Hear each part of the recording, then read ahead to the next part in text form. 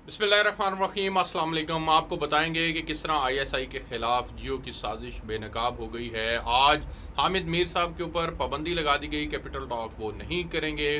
वो पाबंदी क्यों लगी, किसने उन्हें अप्रोच किया, मीर शकील रहमान साहब को किसने अप्रोच किया, ये बात भी बेनकाब हो गई है। ये भी आज आपको वीडियो के अंदर बताऊंगा और ये भी बताऊंगा कि किस तरह से पाकिस्तान के अदारों को मुसलसल तनकीद का निशाना बनाया जा रहा है और उसके पीछे आड़ ये ली जा रही है कि आप आज़ादी इजहार राय की बात कर रहे हैं। आज़ादी इजहार राय की हदूद क्या होंगी, इसके ऊपर भी आज के इस वीलॉग के अंदर हम बात करेंगे और ये भी जानने की कोशिश करेंगे कि दुनिया का सबसे बेहतरीन अदारा वो क्या इस हद तक नीचे गिर सकता है कि वो एक छोटे से टीवी चैनल के प्रोड्यूसर या वीलॉगर के ऊपर जो है वो अपना खसूसी तौर पर ध्यान दे और उसके ऊपर जाकर हमला करवाए। या हामिद मीर जैसे साहब के ऊपर जो हमला हुआ, जिस तरह से उस वक्त उस दौर के अंदर उन्होंने उस वक्त के डीजी आईएसआई को बराह रास्त जियो ने नशर किया, उनकी तस्वीर लगाकर और कि जी ये उन्होंने हमला करवाया है।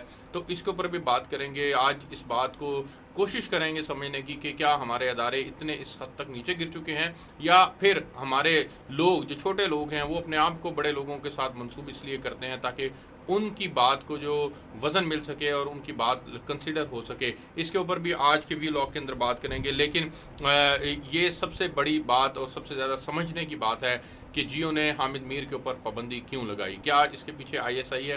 क्या आईएसआई ने बाकायदा अप्रोच किया हामिद मीर साहब के चैनल के मालकान को, मीर शकील रहमान को, और उन्हें कहा गया कि जी वो पाबंदी लगाएं? तो मैंने अपने सोर्सेज से कंफर्म किया है, ना तो किसी रियासती अदारे ने अप्रोच किया है और ना ये पाबंदी जो है वो लगाने के लिए पेमरा की तरफ से कहा गया है। तो इट मीन्स हुकूमत की तरफ से भी ऐसी कोई बात नहीं हुई।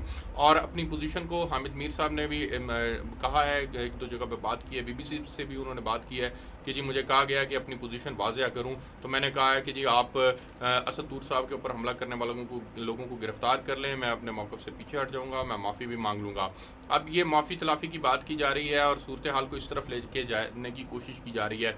लेकिन आप अब ऐसी बातें करते क्यों? आप अपने कद से ऊंची बात करते क्यों हैं? गो कि आप एक बड़े चैनल के बड़े टॉक शो को करते हैं, लेकिन आपका चैनल और आपका टॉक शो के ऊपर तो मैं खैर बाद में बात करूंगा। हामिद मीर साहब की अपनी पर्सनल कंडक्ट क्या रहा है इसके ऊपर भी बाद में बात करूंगा। लेकिन जियो के मुतल्लिक एक बात हमेशा से ये आई है और ये कही जा रही है और ये तासुर बड़ा वाज़ेह है कि जियो ने हमेशा कोशिश की है कि जहाँ जहाँ उसको एंटी इस्टेब्लिशमेंट मौक़िफ़ अपनाने की का मौका मिलता है वो खुल डुल कर अपनाती है।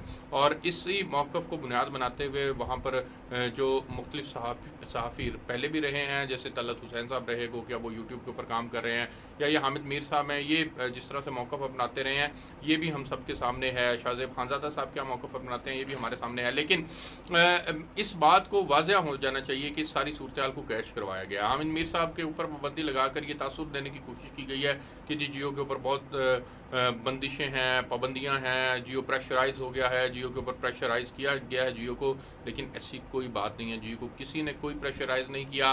उन्होंने देखा कि ट्विटर के ऊपर मुसलसल ट्रेंड्स चल रहे हैं, अपोजिशन जमातें मिलकर असद तूर साहब के घर भी गई, उनसे इजहार हमदर्दी भी किया और उनके साथ जो है वो अफसोस का इजहार भी किया जो उनके ऊपर हमला हुआ। लेकिन इस सारी पिक्चर के पीछे जो एक अहम बात है वो उसमें जो मेरा मौक़िफ़ है वो तो बड़ा वाज़ेह है कि अगर तो आपके ऊपर हमला करवाने वाले किरदार वाज़ेह हैं तो फिर तो आप बात करें, आप उनके ख़िलाफ़ कार्रवाई के लिए दरख्वास्तें भी दें, आप उनके ऊपर वाज़ेह तौर पर उनको जो है वो निशाना भी करें। तो अदारे अगर फिर भी इसके बावजूद आपके खिलाफ आपकी दरख्वास्त के ऊपर कार्रवाई नहीं करते तो फिर तो एक अलग बात है, आप एहतजाज भी करें, चीज़ें भी करें। लेकिन अगर आपको वाज़ेह नहीं है कि आपके ऊपर हमला किसने करवाया है तो इसका ये मतलब कतई नहीं हो सकता कि वो आईएसआई ने करवाया है, वो खुफिया एजेंसियों ने करवाया। खुदा के लिए अपनी आईएसआई को, अपनी खुफिया एजेंसी को इस हद तक नीचे मत गिराएं। उनके सामने बड़े बड़े चैलेंजेस हैं, 5th जनरेशन वॉर है, उनके सामने इंडिया का चैलेंज है, उनके सामने अफगानिस्तान का चैलेंज है, उनके सामने ईरान के साथ मामलात की चीज़ें हैं जो हैं वो उनके सामने हैं। और फिर वो एक ऐसी वॉर ऑन टेरर के अंदर उन्होंने वक्त गुजारा, चीज़ें रही जिसके अंदर पाकिस्तान को एक ऐसे दुश्मन का सामना था जो कि अनसीन था। और बाज़ जगहों के ऊपर आपको इतने बड़े चैलेंज से भी गुजरना पड़ा कि आपके सामने जो आदमी जिसने बंदूक उठाई हुई है वो बंदूक उठाने वाला भी कलमा पढ़ रहा है और जो आपका फौजी जो उसको मार रहा है वो रियासत के हुक्म पे मार रहा है वो भी कलमा गो है। तो इस इतने बड़े बड़े चैलेंजेस से भी इस अदारे को निकलना और गुजरना पड़ा। लेकिन इन तमाम चैलेंजेस को आप सामने रखें, इनके मामलात को सामने रखें, आप यूरोपीय यूनियन को सामने रखें, बरतानिया को सामने रखें, आप मिडल ईस्ट को सामने रखें, आप सऊदी अरब को सामने रखें, आप अमेरिका को सामने रखें, आप रशिया को सामने रखें, चाइना को सामने रखें, तो आपके इन अदारों ने जो रोल प्ले किया है वो सबके सामने है। उस रोल को आप बजाय तारीफ करें, उसकी जस्टिफिकेशन दें, उसके मुतल्लिक उनको उनकी हौसला अफजाई करें। आप उनको इसलिए मोर्द इल्ज़ाम ठहराते हैं कि जी आपके ऊपर हमला हुआ है और वो हमला आवर जो है वो नामालूम है। आपके ऊपर हमला होने की शदीद मजम्मत करते हैं हम, और इतनी मजम्मत करते हैं कि ये हमला कल को हमारे ऊपर भी हो सकता है। हमें सबको मिलकर इन लोगों के खिलाफ कार्रवाई करनी चाहिए। लेकिन ये इसका कतन मतलब नहीं है कि आपके ऊपर जो हमला हुआ है वो चूंकि अननोन है तो वो खुफिया एजेंसी ने आपके ऊपर हमला करवाया है। हमें अपने कद के मुताबिक बात करने की ज़रूरत है, हमें अपने कद से बड़ी बात नहीं करनी चाहिए। बाकी रहेगी बात हामिद मीर साहब ने जो उस वक्त तकरीर की, उस तकरीर के अंदर जो उन्होंने बड़े खुले डुले अल्फाज के अंदर कहा कि जी हम फलां जनरल रानी की भी बात की, हम आपके घरों की बात करेंगे, हम आपके ऊपर टैंक और बंदूकें तो नहीं तान सकते, लेकिन हम आपके घर की कहानियां सुनाएंगे। तो खुदा के लिए ऐसा ना करें। मैं पिछले दिनों इराक गया, इराक की सूरत हाल मैं देखकर परेशान हो गया। वहाँ पर जो तबाही थी, वहाँ पर जो खाना जंगी थी, वहाँ पर जो लोग जिस कस्म पुरसी का शिकार थे, वहाँ डेवलपमेंट नाम की चीज़ नहीं है, वहाँ अमन नाम की चीज़ नहीं है। माओं को खौफ है कि उनके बच्चे जो हैं वो घरों से बाहर निकलेंगे तो कहीं मार ना दिए जाएं, और ना जाने कौन कौन से मसाइल हैं उनके सामने। वो क्यों हैं? वो इसी वजह से हैं क्योंकि वहाँ मजबूत दिफा नहीं है।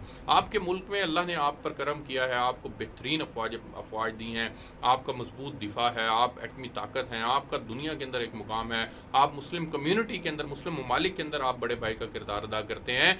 आपकी तरफ दुनिया देखती है, तो आप अपनी एजेंसी को इतना डीमोरलाइज ना करें कि आप चौक और चौराहों के अंदर खड़े होकर उनके ऊपर तनकीद करें।